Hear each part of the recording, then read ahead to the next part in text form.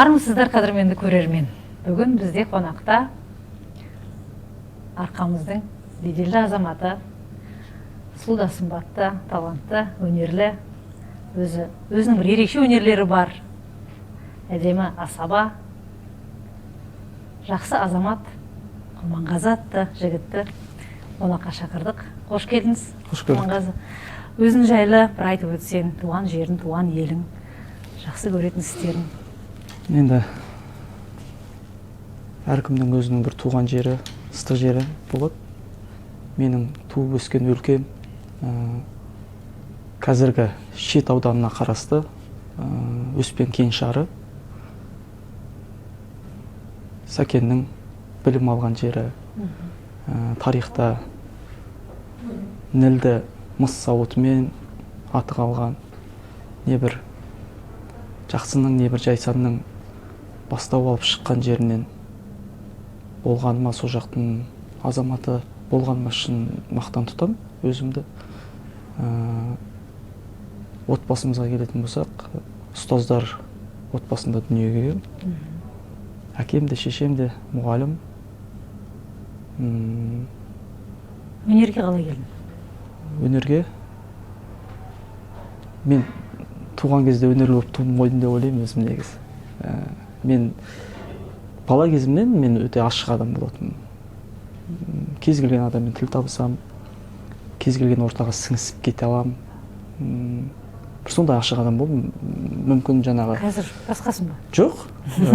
Сол қалыптамыз ғой әлі, сол дүниемен келе жатырмыз. Негізі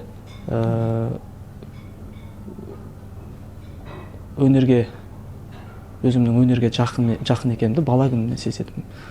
Мектеп қабырғасында жүрген кезде де, студент болған кезде де, менсіз ешқандай іс-шара, менсіз ешқандай бір жиын отырыстар өтпейтін, бәрі менімен өрбейтін. Оны қазір бір сағынып еске аламын, мақтанып еске аламын. Ал асаба боламын деген шешім қай кезде келді? Өзі жалпы той саласында қанша жыл? Мен 20 жасымда бастадым. Қазір нешедесің? Қазір 33-ке кеттім.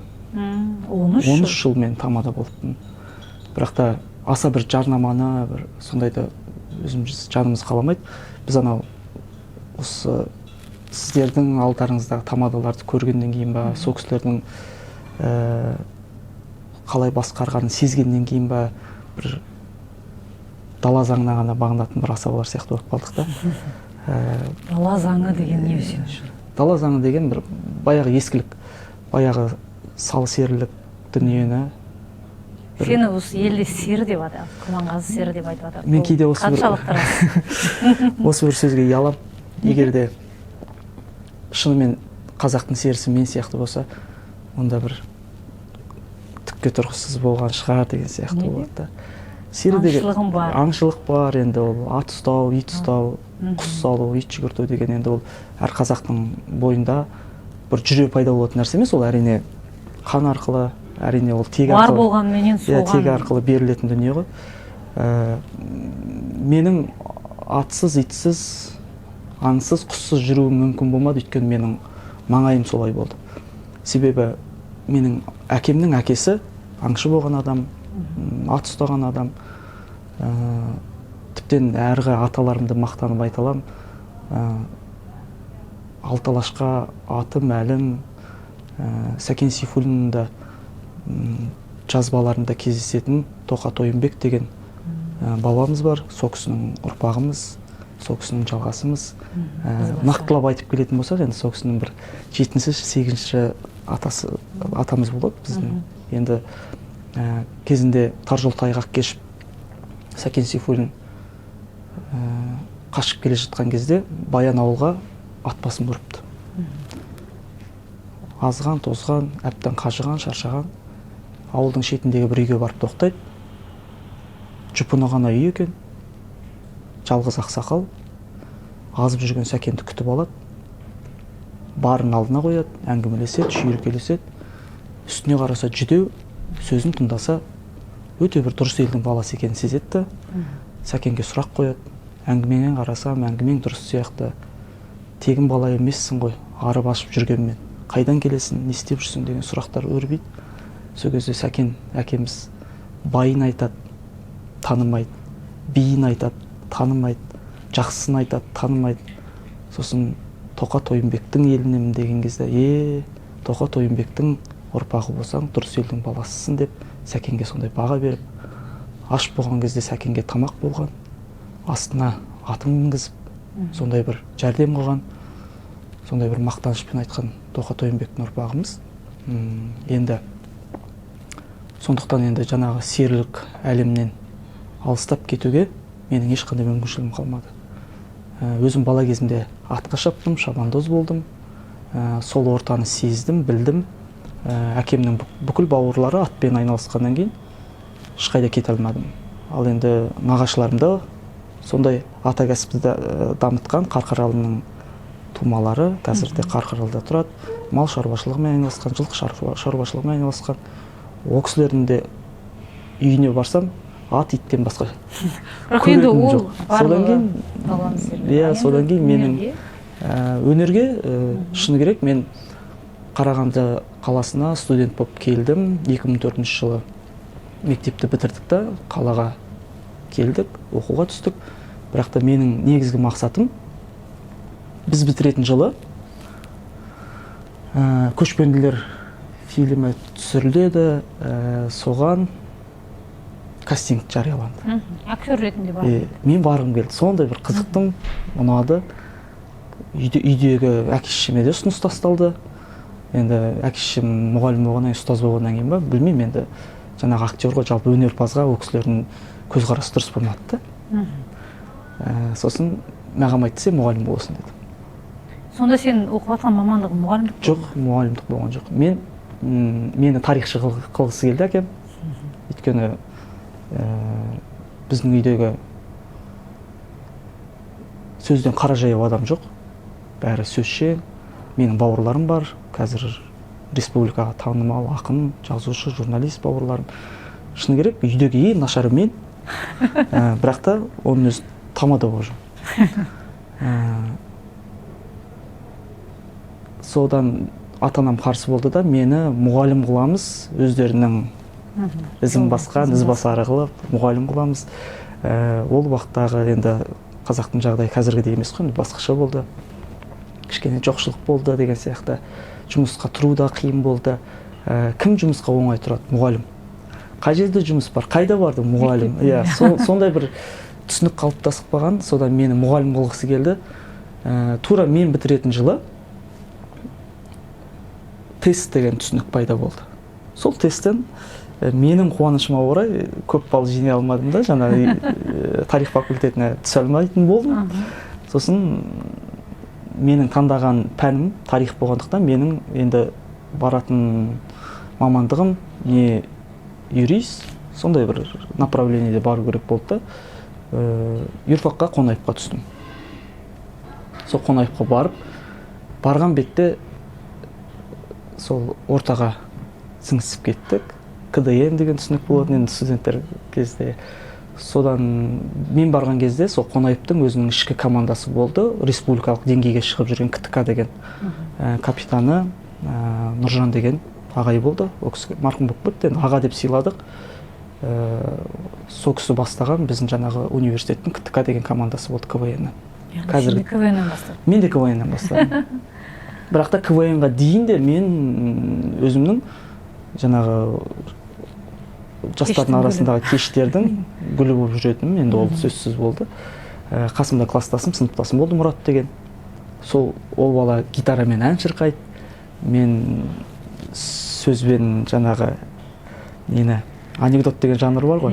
Соған жақын болдық та, жаңағы кез келген отырыстың бір сәнін кіргізіп отыратынбыз. Осы жерде бір анекдот айтып бере аласың ба? Әрине айтып берілем. Мен сенің анекдот айтқаныңды естімеппін мен. Жоқ, мен негізі осы тамадалыққа келдім ғой, асабалыққа келген кезде, шынымды айтайын, қазір шығып жүрген біздің шоумен дейміз ғой енді. Бір сондай бір түсінік қалдырдық. Мен ең бір рет келген кезде, менің алдымдағы аға буындар үшін, аға тамадалар үшін мен бір шоумен болатым. Мені кәдімгідей жақтырмаған кездері болды. Себебі мен де қазіргі шоумендер сияқты бастап шықтым да. Неге? Өйткені жаңағы анекдот деген жанрды мен жақсы көрдім. Өйткені мен ол айту қолымнан келді.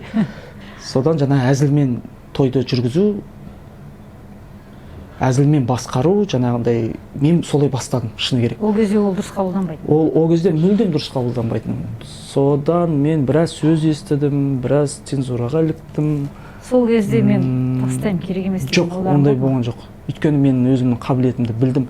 Мен тойларға барған кезде, менен үлкен тамадалар той басқарып тұрған кезде, мен оны 2 орап алатын, 3 орап алатын, іштей сезіп тұратынмын. Одан менің көргенім аз болса да білімнің жоғары екенін сезіп тұратын кездер болған. Мен сондай бір өзіме сондай сенімділікпен келдім же тамадалыққа. Қорқыныш деген болмайтын. Бізді КВН не нәрсеге үйретті? Бізді КВН қорықпауға үйретті. Ештеңеден ұялмауға үйретті. Мынау енді ол қаншалықты қажет деп ойлайсың? Ештеңеден ұялмау, өте қажет нәрсе негізі. Ол ұялмау, ештеңеден қысылмау, ештеңеден қорықпау, ол сенің бір екінші жолашарың деп түсіну керек. Сенің екінші жолашарың деп түсіну керек. Соның арқасында мен осы бір керемет әлемге келіп тап болдым. Мен үшін осы қазіргі өзімнің араласып жүрген ортам, сыйласып жүрген достарым, маған ақыл кеңес беріп жүрген ағаларым, кез келген адамның армандап осы ортада жүргізсе ғой деп армандайтын бір ортасы деп түсінемін.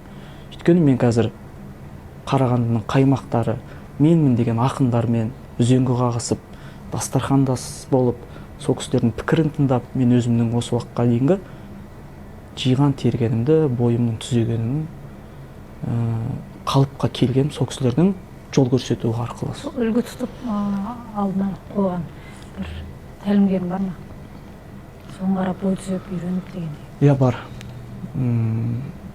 Мен ең бірінші осы асабалыққа келген кезде, той бастаған кезде, жаңағы басында айттым ғой, мен әзілмен басқардым, анекдотпен басқардым деп. Сол кезде біраз сын айтқандар болды. Сол кезде мен алғаш болып Серік Сағынтай деген ағаммен көрші тұрдық та. Содан ақын ол кісі маған біраз дүниелер түсіндіріп отырды. Мысалы үшін мен сырт жақтарға той басқаруға баратын болсам, қазір ол менің сол бір ғасығым алшысынан түсіп бір керемет қалың заказдың ортасында жүрген кезде Инстаграм деген дүние болмады да. Әйтпесе мен де қазір басқаша бір бағытпен кетер едім. Біздің балалар енді тай басып осы тамадалыққа келіп шығып жүрген кезде мен уже Қазақстан қалаларына кетіп қалғам. Мен сол уақытта кетіп қалғам. Ол кезде азыр болса нешедесің сен? жасым небәрі 22-25-тің арасында. Сол кезде Қазақстан шарлап. Мен сол кезде Қазақстанға шарлап. Сол кезде Серік Сағынтайға звондаймын. Көке, мен осылай Алматы қаласында Ысты деген елдің тойын басқарайын деп жатырмын. Мысалы үшін, Жалайыр деген елдің тойы екен. Мен не айтсам болады, не нәрсесімен ол кісілерді өзіме қарата аламын деген. Содан сен мынаны істесейші деп бастады. Сосын менің бауырым бар, әкемнің інісінің баласы Жәнібек Әлиман деген бауырым бар. Ол қазіргі ақындардың жас буыны, жас толқыны бір үлкен ағаларының бір өкпесін қысып, кәдімгідей бір өсіп келе жатқан ақынның бірі, мінезі бар, азаматтық поэзиясы бар, енді махаббатқа деген сезім, енді кез келген жанрда жақсы жазып жүрген Жәнібек деген бауырым бар. Сол бауырым мені көп түзеді. Жасы кіші болса да мені көп түзеді. Содан маған ой салды. Сен неге тілегенді тыңдамайсың деп. Сен неге тілегенді тыңдамайсың? Енді тіпті анекдот жанрда жүріп, сен тілегеннің сөзіне құлақ салғаның мен үшін таңғалып. Осыған келе жатырмын. Жаңағы менің бауырымның айтқаны, әзілдіге уақыты келе қала береді. Ол сен әзілді мысалы үшін бір тойға барып, бірнеше рет айтсаң, ол өтпей қалуы мүмкін дейді. Сен жыраулар поэзиясын жаттап, тілегенді тыңдасаң, сен қанша айтсаң да халық сені тыңдайды деп. Осы жерде бір поэзияны оқып жүрсең. Мен Абзал Бөкеновті жақсы оқимын, жақсы көремін, жақсы тыңдаймын. Өзімнің тойға пайдаланатын фишкам десем де болады. Өйткені қазір бұрындары поэзияны жиі қолданатынбыз, қазір тіпті азайып кетті да. Өйткені халықтың талғамы мүлдем басқа. Мүмкін осы әртүрлі болып жатады. Кейде болып жатады. Кейде осындай сөзге бір құлақ салатын бір рухани ортаға келдім дегеннің өзінде бір ойын ойнатып қалсаң, сол ойының сол кісілерге жағымды болады да. Мен Абзалдан бір жастық пен қарттық туралы бір өлең оқып берейін. Жастық бастан өшпей тұғын секілді, жанған сезім өшпей тұғын секілді. Қара шашын қарағайдың ішіне ақ қайыңдар өспей тұғын секілді. Жаның сері салы боп туған секілді, жайсан өмір ән көп думан секілді. Біздер ғана жігіт болып алшалдар әуелі бастан шал боп туған секілді. Тізең мәңгі талмай тұғын секілді, бетің дәжім шалмай тұғын секілді. Каражелер бір заманның ең сұлу қыз едік деп алдай тұғын секілді. Бізсіз өткен ойыңды қош секілді, бізсіз өткен тойыңды қош секілді. Жастық қой бұл, жастық деген мұрт кетер, мезгілді де мойындамас секілді. Міне, сөйтіп мезгілде мойындамайтын сияқты бір кейін уақыт өткеннен кейін. Бағана сөздің басында айтып кеттіңіздер анекдот туралы. Мен сол кездерде заказ тапсырыс дейді ғой, тапсырыстарды алып жан-жаққа шапқылап жүретін кездеріміз. Қыстың күндері түседі заказ. Содан бойдақпыз, істеп атқан ештеңеміз жоқ.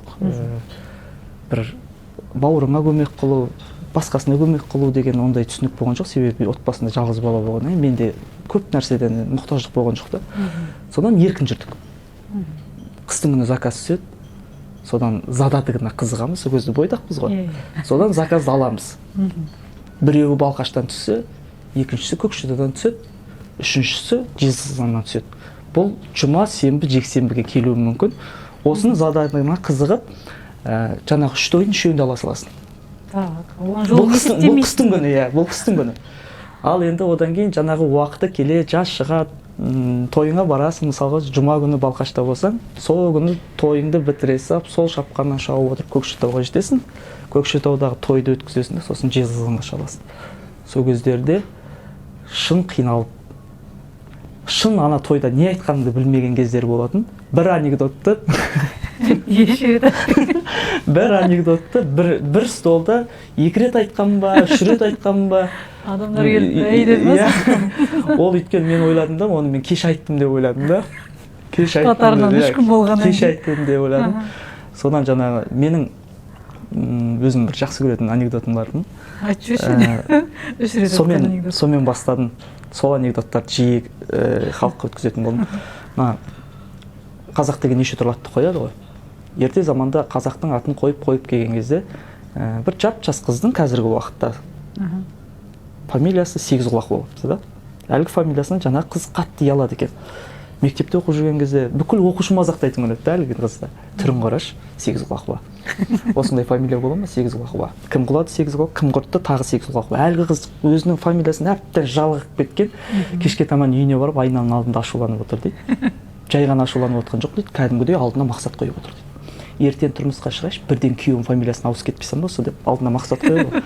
Айлар өтеді, жылдар өтеді, толықсып Сегізқұлаққа бой жетеді. Бір күні Сегізқұлаққа көзін ашып баса, ЗАГСта тұр дейді. ЗАГСта әдеміше келген қазақтың қара торы келіншек былай деп хабарлап жатыр дейді. Құрметті жас жұбайлар, мына жүзікті сіздер сәндік үшін емес, махаббаттың символы ретінде тағасыздар. Құрметті Сегізқұлақова ханым, сіз күйеуіңіздің фамилиясына ауысасыз ба деп сұрақ қойған ғой. Ана сұрақты бәленбай жыл өткен Сегізқұлақова шыңғырып жіберіпті. Иә, ауысам деп айғайлап жатса, ЗАГСтағы тәтеміз күлімсіреп қарап тұрып, құрметті Сегізқұлақова, сіз бүгіннен бастап Тоғызқұлақова болдыңыз деп айқайлады. Міне осындай әзілдеріміз болатын. Енді бір автор ретінде мен жаздым, мен сыздым, мен осы асабалыққа тың дүние әкелдім деп айта алмаймын. Сол жұртпен келіп атқан дүниені пайдаланып, жұртпен келіп атқан әзілді болып атқан дүниені бізде халыққа өткізіп жүрді. Сонымен бір менің қазіргі бірін айтып біріне кетіп отырмыз. Жаңаға көп маған ықпал берген ең бірінші Серік Сағынтай болатын, осы тамадалыққа бойымды түзеуге. Одан кейін жаңа өзімнің бауырым ақын Жәнібек Әлиман, одан кейін айтыскер ақын Тілеген Әділ. Тілеген Әділовті шын жақсы көріп тыңдадым. Өйткені өзім жыраулар поэзиясын өзім де жақсы көрдім. Ал енді кімнің, Тілеген көкемнің қолданыстағы дүниесі бәрі сол жыраулар поэзиясы. Енді толыққанды осы жыраулар поэзиясын ішіп алдым демесем де, қолым қалт етсе, бір мүмкіншілігім болып қалып атса, сол жыраулар поэзиясын тоқталып кеткенді жақсы көріп отырмын. Ал бірақ осы қазір енді 13 жыл тәжірибем бар, иә? Осы міне келесі айда болатын, болмаса алдымыздағы аптада болатын тойларға тапсырыстар бар ғой енді алдын ала. Соған сен қаншалықты уақыт дайындаласың? Мен қазір дайындалмаймын мүлдем. Өйткені осы 13 жылдық менің тәжірибем мені импровизатор болуға тәрбиеледі. Мен импровизация... Дегенмен осындай анекдоттар қайталанбасын, жаңадан біреуін жаттайын деген... Жоқ, қазір анекдот қолданбаймын. Өйткені қазір анекдотпен уақытты созып аласың. Қазір жылдамдық деген, темп деген өте... Иә, мен қанша жерден қинап отырғызып қойып, мен ол кісілерге анекдот айтамын мен деген ол болмайды да. Қазір жылдамдық өте тез, шапшаң. 33-ке келсем де өзімді жеңіл сезініп, сол халықтың темпімен өзімді солай өткізуге мен міндеттімін. Өйткені халықтың талабы сол. Бірақ та кейде халықтың ыңғайы, халықтың ығы деп бит жығыламыз да, көп дүниеміз жоғалтып аламыз, шыны керек. Бірақ та шамам келгенше бір тойға барғанда, бір қазақтың тойына барғанда, бір қазақи дүниені қалдырып кетуге мен өзіме бір міндет қылып мойныма жүктеп алғам. Кез келген дүниеде мен қазақи бір нәрсені айтып кетемін. Мысалға алатын болсақ, түкке тұрғысыз нәрсе, біреу үшін жай нәрсе шығар. Мынау алдыру деген менің суқаным сүймейді. Стаканды ұстап алып, үлкен шешемдей кісінің жүгіріп, біреуді қинап тұра алдырып атқан, сырттан қарағанда кәдімгі ерсі көрінеді. Әкемдей адамның сондай істеп атқан көрген кезде ішімнен мен кәдімгідей қайғырам, кәдімгі сол үшін мен уайымдаймын. Баяғыда сол дүниені мен енді шамам келгенше айтам, енді оны мәдениетті қылып жеткізуге тырысам, оны жаңағы істеп атқан үлкен кісіні ренжітіп алмаудың есебін тауып айтам. Міне біз негізі қазақпыз, салт дәстүріміз көп. Сол көптігінен шығар, может, біздің салт дәстүрге тағы да қосылып атқан дәстүрлер. Мысалы үшін баяғыда үлкен ас келген кезде ас ату деген дәстүр болатын. Келген мейманға жақсы қойылған шиманды еттен, майлы жерден қонаққа ас атып жегізеді. Ол қонаққа деген құрмет болып есептелетін. Ал қазір соны біз сәл ғана өзгерттік. Себебі асқазан ауыратын көкемнің, давлениясы көтерілетін шешемнің денсаулығына аса қатты қиыншылық келтірмеу үшін 50 грамм арағын ішкізіп қойғанды біздің қазекеңдер қазір қабылдап алды да, соны алдыру үшін осылай істеп жүрген шығар деп ойлаймын. Деп намек тастаймын. Сосын стаканмен жүрген адамдарға жаңағындай намек тастаймын. Сосын айтам, егерде мына үйленіп жатқан ұлымыз ішіп кететін болса, егерде мен асабаңыз той басқарып жатып мас болып қалатын болса, сіздің ренжуіңізге ешқандай құқыңыз жоқ деп айтам. Себебі біздің көріп жүргеніміз осы. Үлкендердің бізге көрсететін нәрсесі осы.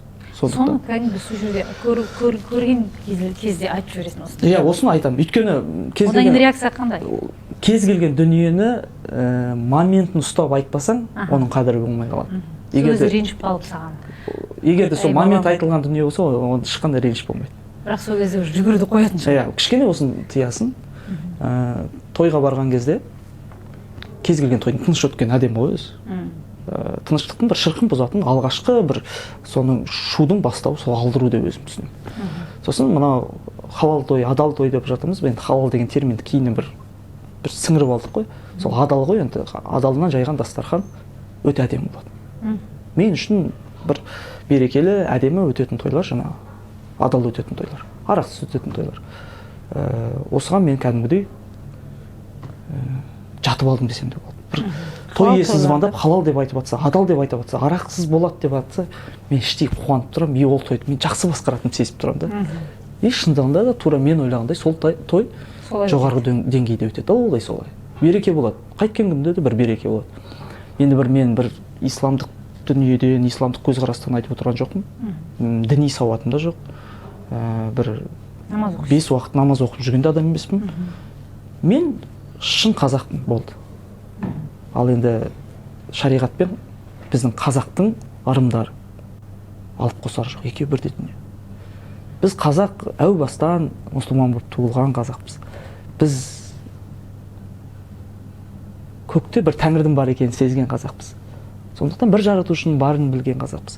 Алла деп нақты атын айтпасақ та, көкте бір дүниенің барын сезіп, сондай бір енді айтамыз ғой, біз қазақпыз, кереметпіз деп айтамыз да, бірақтан шындығында тура сондай бола алмай қаламыз да, соған кейде қарның ашады. Енді айтуға әдемі болғаннан кейін әйтеуір айтып жатқан дүниеміз ғой. Жақсы. Тойдың үстінде ән айтасың ба? Жоқ, ән айтпаймын.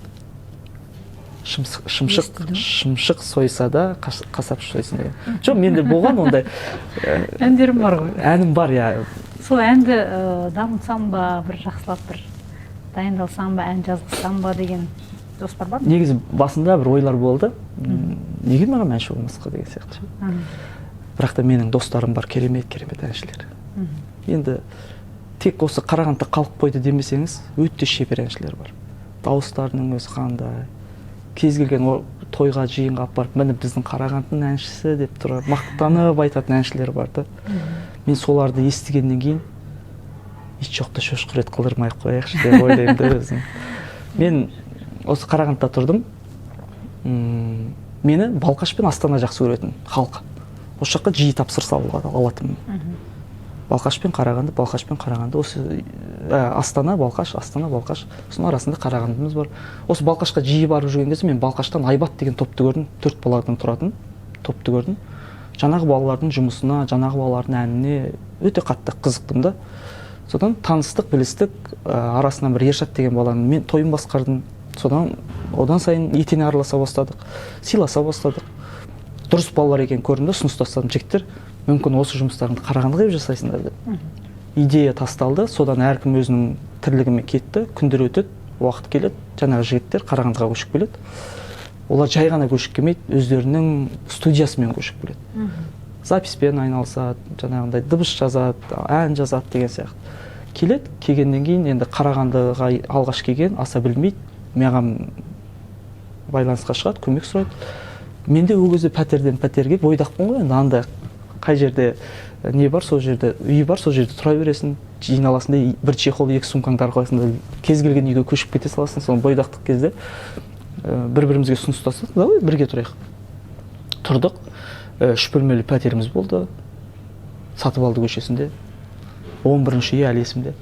3 бөлмелі пәтеріміз бар. Ершат пен Айзада деген, сол Ершат деген әнші топта үйленген ерлі-зайыптымыз бар орталығымызда. Бір бөлме Ершат пен Айзаданікі, бір бөлме Абай мен Баханікі, қалған бөлме мен, сосын Дамир деген бала бар. Сол бөліп жатып ағамыз. Үлкен зал менің бөлмем. Сосын детскийда Абай дыбыс жазады. Әншілердің даусын жазады. Соны өңдейді. Студия. Залда ұйықтап жатамын ғой. Құдай сақтасын, неше түрлі әншілер келеді. Содан қарап көңілім қалып қойды ма? Неше түрлі әншілер келеді.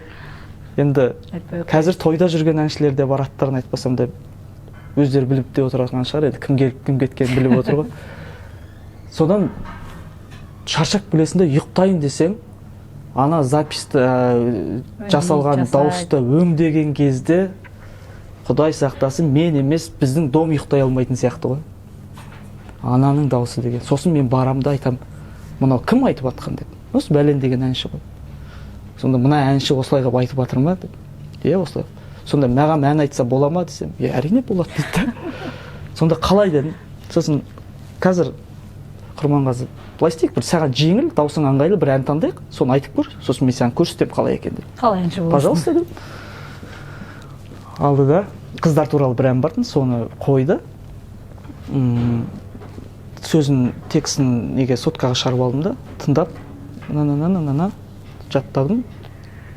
Примерно жобасын білдім да, жаңа бір дегенді айттым, ол бір дегенді жазды. Міне сенің даусың деп тыңдатты. анау әншінің даусына қарағанда менікі кішкене жағымдырақ болды да.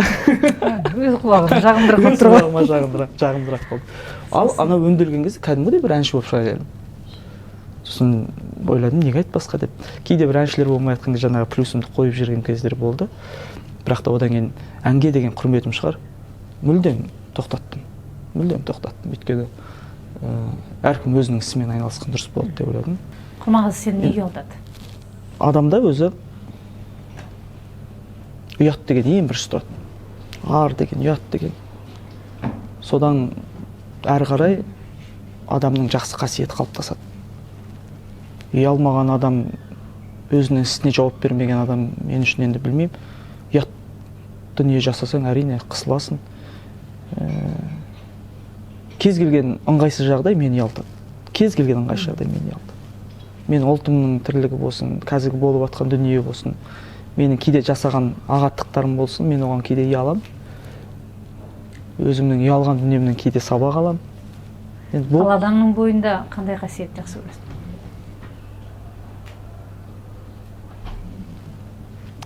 Адамның бойындағы ең жақсы қасиет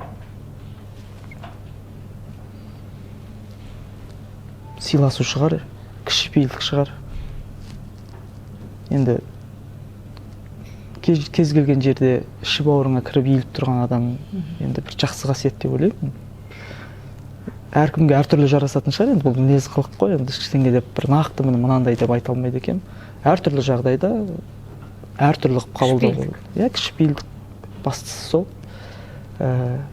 Кішірейіп келіп, жақсы үлкен көңіл күйде қайтсаң. Сен өзіңді кішіпейілдімін деп айта аласың? Кішіпейіл деп айта аламын. Мен негізі мінезім жұмсақ, шыны керек. Бір қаттылық бойымда жоқ ондай. Бір өжеттілік жоқ бойымда. Жұмсақпын, негізі жұмсақпын. Кейде айтып жататын шығар, сен қаталсың деп. Білмеймін енді, отбасы жағдайында қатал болуы мүмкін. Отбасы жайлы? Көп жүресің?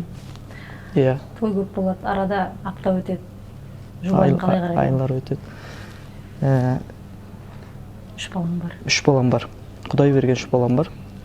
Бірақ та әлі өзімді шыны керек әке ретінде бір нақты әке ретінде сезіне алмай жүрмін. Өйткені менің әкем, шешем бәрі біргеміз ғой. Үйдегі бүкіл тәрбие, бала шағаның тәрбиесі сол менің балаларым атасы мен әжесінің қолында. Мен сол өз баламмен бірге сол әке шешем еркелеп әлі жүрген адаммын. Сол үйдің үлкен баласың. Иә, сол үйдің үлкен баласымын, шыны керек. Жұбайың қалай қарайды? Мен үйленген кезде мен өте бір керемет таңдау жасаған адаммын. Себебі алыстан арбалаған жоқпын. Сондай қашық жерге желіккен жоқпын. Өзімнің ауылымның қызы. Бастысы екеуміздің де әкеміз бір-бірін таниды. Араласқан, құраласқан, сондай кісілер болды. Жұбайымды бұрыннан білем, сыртынан байқап жүретінбіз. Әдейі таңдадың? Әдейі таңдадым. Кәдімгідей әдейі таңдадым. Шарт қойдың ба үйленген кезде? Шарт қойған кезде енді екеуміз уағдаластық, отбасын құрамыз дедік.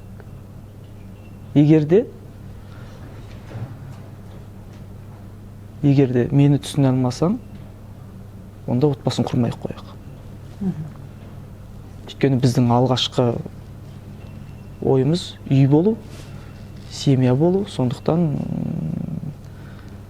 сен де өміріңе, мен де өміріме тақ салмайын. Кәдімгідей келісіп алайық. Сен тамадаға тиіп жатқаныңды ескер. Ойлан. Соны біл. Ертеңгі күні анау мынау деген әңгіме болмасын. Шыны керек енді ортада жүргеннен кейін болып тұрады.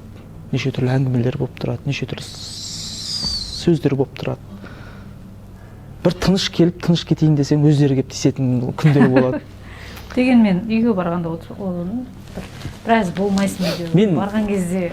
Иә, ондай болады. Мен негізі, шыны керек, кез келген досыма, кез келген жанымдағы жақын адамға тілек айтқан кезде, егерде ол бойдақ болса, әйелің, жарың менің әйелімдей болсын деп айтқым келеді.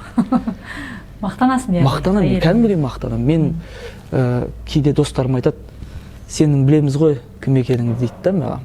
Мінезімді, анауымды, мынауымды көп сыртта жүретінімді біледі да, сенің әйелің мықты болып тұр ғой, содан кейін сен жақсы болып жүрсің деп кейбіреулер әзілдеп айтады.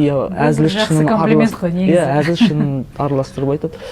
Мен өзімнің жарыма кәдімгі құрметпен қараймын. Себебі менің өрімдей балаларымның анасы. Енді оны құрметтеп, оны сыйламағанды білмеймін. Мен басқаға көрсетер сыйым болмаса да, әйеліме де көрсету менің міндетім деп білемін. Ал мені түсіну жағы, енді ол ерекше нәрсе. Толық түсінеді.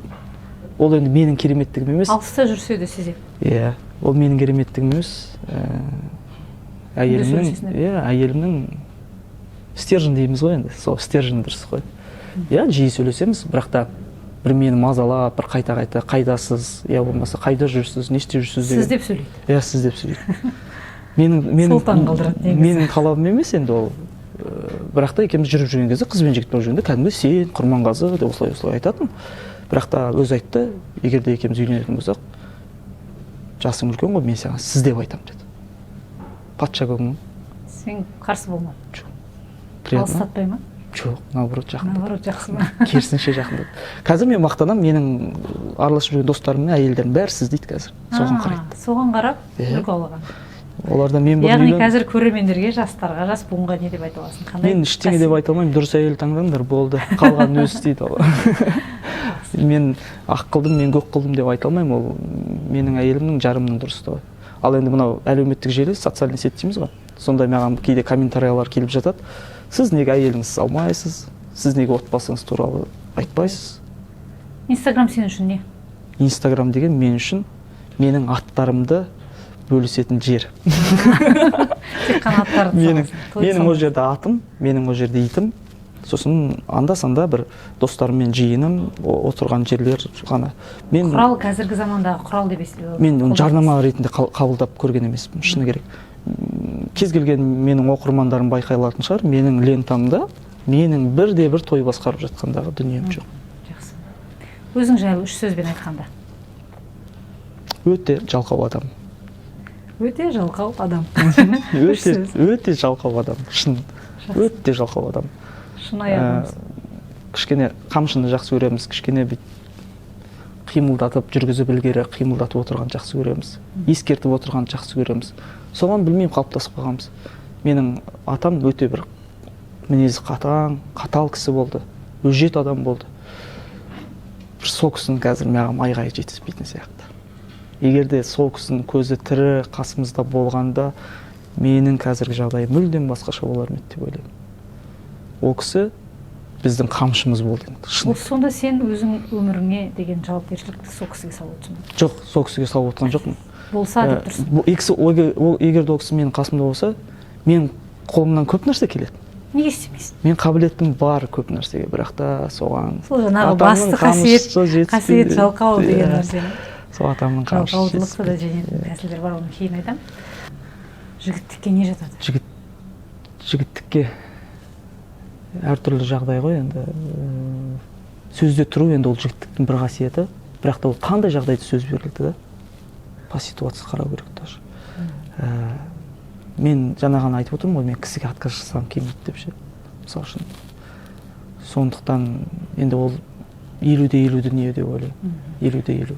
Оның егер де нақты менің тарапымнан кір іздейтін адам болса, соны қазбалап, бүйтіп, мынау жігітке жатпайды деп бүйтіп алып шығуға болады. Ал менің жағымды қылықтарым іздейтін болса, жоқ, ол негізі былай істегісі келген деп ақтап алып шығуға да болады. Сондықтан 50-50 болады. Ешқандай бір нақты жауап жоқ. Керемет жауап. Құрманғазы, ал қазір міне көріп отырған көрермендеріміз көбінесе бір той болған кезде өзінің бір шаңырағында, иә, тамаданы іздейміз. Ал енді ол қандай болу керек, қалай дайындалу керек, қалай асабаны таңдау керек десе, қалай жауап берер еді? Кім бос, соны алу керек. Егер де көзді жұмып ала салу керек па? Көзді жұмып ала салған кезде енді білесің ғой, қазіргі трендте жүрген адамдарды білесің ғой. Мысалы үшін қазір шығып жүрген жиі заказ шауып тұрған асабалар бар. Адам тапсырыс берердің алдында қандай аудиторияны жинайтынын сезу керек болды. Ең бастысы сол. Бастысы сол, кімді шақырайын деп отырсың? Кім той жасады емес, тойына кім келді, сол маңызды. Сол келген қонаққа қарай. қонаққа қарай сосын жаңағы асабаны таңдайсың. Соның ой өрісіне, соның санасына, егер де оны өте бір білімді адам болып тұрса, оған бір болмайтын дүниені әкеп кіргізіп қойсаң, оның өресі жетпей жатса, тағы да болмышы жерге пышақ салғанмен бірдей болады. Сондықтан өзі тапсырыс беруші кімді шақыратынын білу керек, қандай қонақ келетінін білу керек, сол қонағына сай келетін асабаны таңдау керек деп ойлаймын. Білмеймін енді, бір нақты мынандай қылып таңдау керек деген сияқты бір кеңес айта алмайды екенмін да. Негізі бүкіл тамада жақсы мен үшін. Нашар тамада жоқ. Ал енді өсіп келе жатқан тамадаларды көріп жатқан шығарсыздар, мен боламын, мен де осылай ағаларым сияқты жүргім келеді, ақша тапқым келеді, тойдың ортасында гүл болып жүргім келеді деген жастарға қандай кеңес бересіз? Осындай жолға апаратын. Мен еліктеме деп айтпаймын, ананы қайталама деп айтпаймын. Себебі еліктеу арқылы, қайталау арқылы мен өзімді тапқам. Яғни мақсат өзін табу. Ал ол бала да ертең өзін табады. Мысалы үшін мені қайталап жүрген балалар бар. Мені қалай бармын, солай қайталап алған тамада бауырларым бар. Мен оған кейде қуанам өзім, кейде уайымдаймын. Менің артық қимылымды, менің дұрыс емес нәрселерімді істесе, кінәлі болып қала ма деп кейде қынжыламын негізі. Келіп сұрай мәселен? Сұрағандар да бар. Сөзіңді жазып берші мен. Той басқарайын деп жатыр еді, бересің бе сол кезде? Берем. Ол менікі емес қой бәрібір. Ол менікі емес. Өзіңнің бір жеке бір фишкаларың бар. Жеке фишкаларым, мен айтып отырмын, мен көбіне импровизацияға иек артып алған адаммын ше. Ол фишканы, мысалы үшін басқа тойға апарып, анда апарып кіргізу мүмкін нәрсе емес, өйткені ол болып жатқан жағдайға. Сондықтан бере саласың. Иә, кейде. Жоқ, мен өзім бар нәрсені аямаймын шын. Істесін, көрсін, білсін. Онда тұрған ештеңе жоқ. Өйткені асабалық деген мәңгілік емес. Ол да уақыт келе сүзіліп ол. Сен енді неше жыл асаба болам деп ойлайсың? Мен неше жыл асаба болам деп ойламаймын. Мен мүлдем жұмыс жасамайтын адам болам деп қана өзіме бір сондай мақсат қойғам. Мен бәрібір қандай күнде болса асабалым тоқтап қалған күннің өзінде де мен жұмысқа тұрмайын болды. Сондай мақсат бар. Менде сондай мақсат бар болды. Сондықтан бір табыс көзін басқа жерден енді ата кәсіппен айналысып отқаннан кейін енді отқа қарап қалмаспыз деген ойдамын. Білмеймін енді өзім бұл енді еркін сұхбат қой. Үкіметке қаратпай қойсыншы. Болды. Басқа айтарым жоқ. Ал енді қазір өсіп келе жатқан бауырларға мен шын ризамын. Бірақ та ұлттық дүниені жоғалтпау керек та. Болды, бар болған сол ғана, басқа қандай айтарым жоқ. Мен осының алдында да бір интервью, жаңа сұхбат жүрген кезде де бауырларыңа не айтасың, өскелең тамадаларға не айтасың дегенде, ұлттық бояуды, ұлттық колоритті жоғалтпау керек. Қандай да жағдай болсын, сенің тілің шұбарланып жатсын, тіліңнің арасында орысша араласып жатсын, бәрібір сенің айтып тұрған үніңнен қазақтың бояуымен үні шығып тұрса, болды, басқа ештеңе керек емес. Сосын өзіңді жоғары қою керексің. Кейде жаңағындай болып жатады, орысша сөйлейсің ба деген ұсыныстар түсіп жатады. Орысша сөйлеймін ғой енді, бытовой әңгімелерді білеміз ғой енді. Бірақ та енді сауатты емеспін орысша, сауатым төмендеу. Кейде тіліңді бұрап сөйлеген күлкілі бүйтіп болуы мүмкін енді. Мазақ болу үшін ғана, біреуді күлдіру үшін ғана сөйлеуге болатын шығар. Тойларда жаңағындай той иесінен ұсыныс түсіп жатады, орысша сөйлеп берсең деп. Сөзді берген. Бүйтсең деп айтамын. Неге қазақша айта салмасқа деп. Орыстар ғой олар дейді. Жарайды, орыстар болсын. Сіз осы орыстардың тойына бардыңыз ба деп. Иә, бардым. Менің қазақ досым келді деп сізге қазақша сөйлеткізді ме тамадасына? Сізді солай құрметтеді ме? Жақсы мысал, иә. Менің қазақ достарым келіп жатыр. Қазақша дүние айтылсын, Абайдың бір поэзиясы оқылсын деп айтты ма? Айтылған жоқ, ешқашан айтылған жоқ. Ол неге? Өйткені бізде құлдық сана жоғары. Болды. Мен түсініп тұрмын ғой орысша. Ничего пойдет деуіміз мүмкін. Ол біздің өзегіміздегі құлдық дүниенің басып кеткендігі. Кейде соған қарның ашады. Қарныңның ашқанынан емес, қадіріңнің қашқанынан қапа боласың, жылағың келеді кейде. Уайымдайсың. Өсіп жатқан ұрпағың не болады? Құрманғазы, осы қазақтың тойында қандай нәрсеге қарсысың? Өте әдемі сұрақ. Бір енді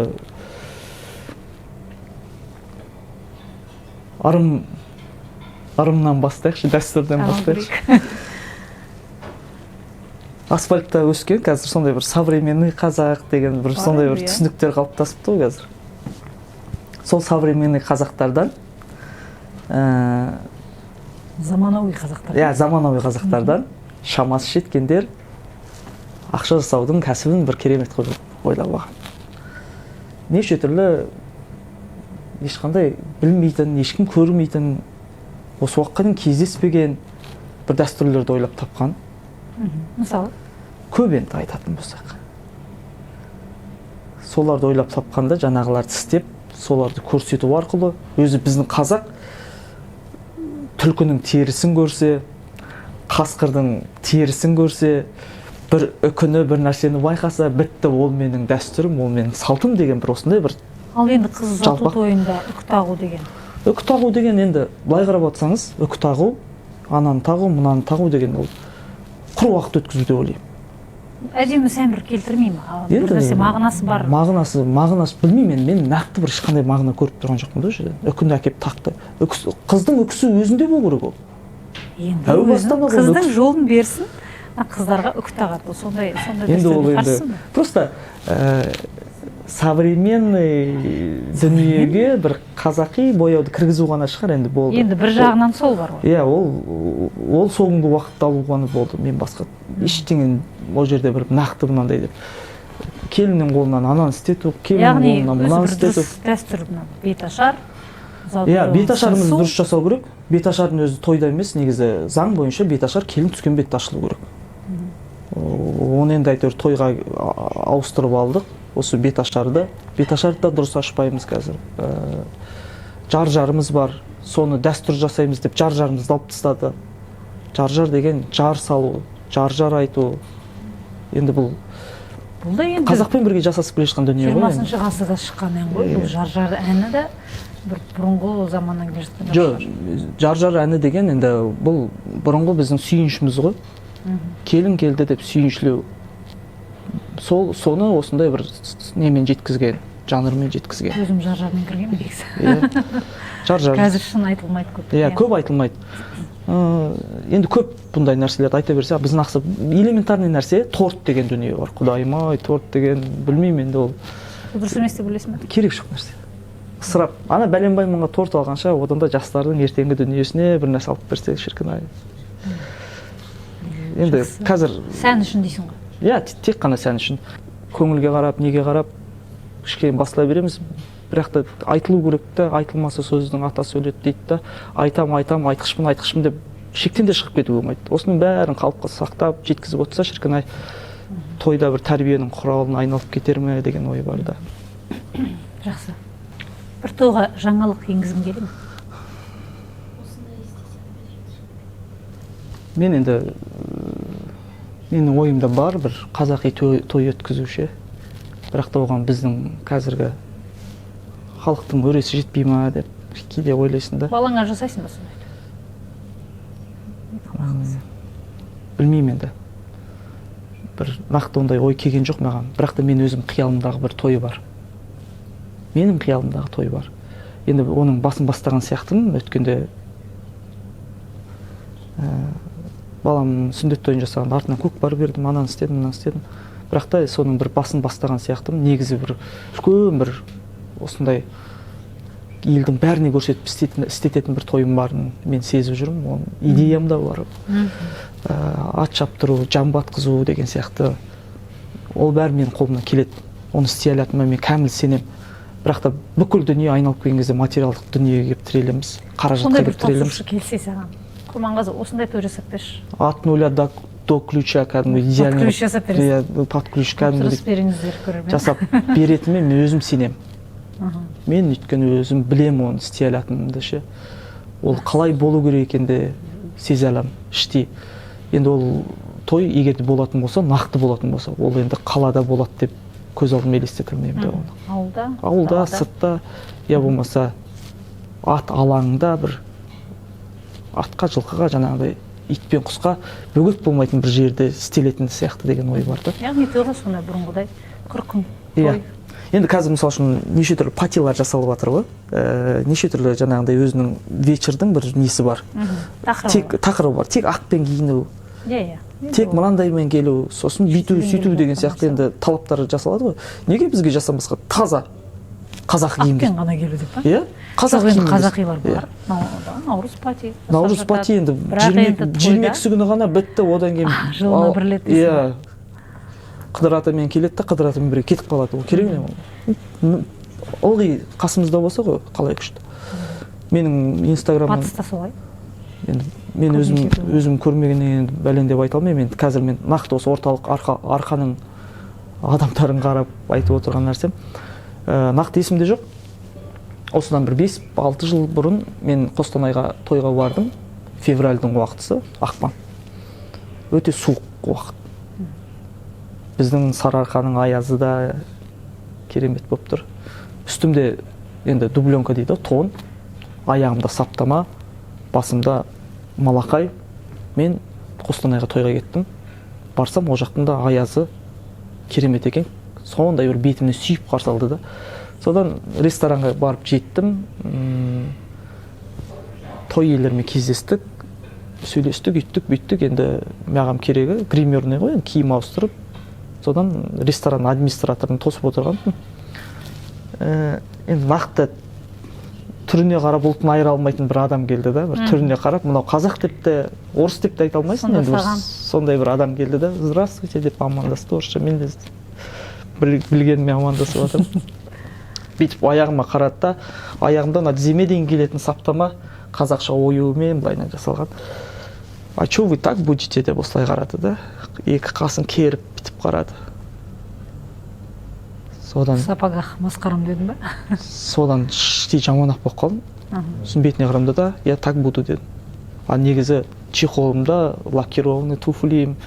Мен енді киім жағын таңдай алатын адаммын, енді о жағына. Бәрін дайындап келгенмін ғой. Сол администратордың бір ауыз сөзі маған қарап қасын керген үшін мен жаңағы тойдың бірінші столын толығымен саптам етікпен басқардым. Аяғым терілеп жүр, ыстықтап жүр. Сосын антрактыға жеткен кезде шештім енді ол. Маған қарап, ешкім атқа мініп жүрген, бір қыр баласы қазақ деп бір сондай бір деп ойламайды. Қабылдай алмайды екен де солай.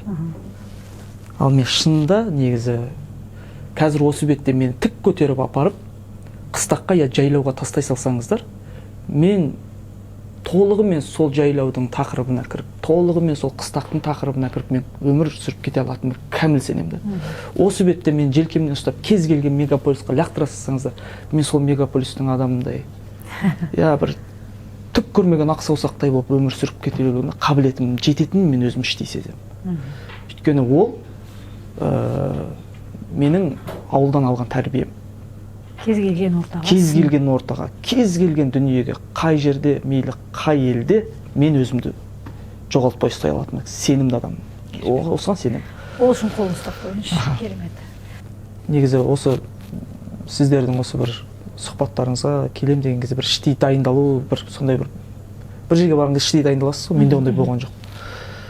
Бүгін өте бір ашылып, сөйлетуге мүмкіншілік бердіңіздер, сөйлеуге мүмкіншілік бердіңіздер. Біраз дүниені айтқан сияқтымын. Шынымды айтам деп сырымды айтып қойған жоқпын ба деп кейде ойлап қоямын. Сондай. Бір жақсы сұхбат жүрді. Жақсы сырлармен бөлісті негізі. Жақсы дүние болды деп ойлаймын. Енді тағы да болса шақырыңыздар, әңгімелескен жақсы екен. Ұнады. Болды, шақырамыз бұйырса. Жақсы. Ал құрметті көрермендер, сіздермен болған біздер, Құрманғазы мен Жанна, әрбір той әдемі сәнімен, ретімен өтсін деген ниетіміз бар. Әрбір тойда өзінің бір ерекшелігі болсын, асабасы ерекше болсын, сол асабалар таңдай біліңіз. Сол үшін біздің жасап жатқан сұхбатымыз әрбір жерден, әрбір елден бір осындай беделді, аузында сөзі бар азаматтарды көрсету мақсатында сіздермен жүздесіп отырған жайымыз бар. Құрметті қауым, бүгін бізде қонақта болған Құрманғазы және мен Жанна Бакирова.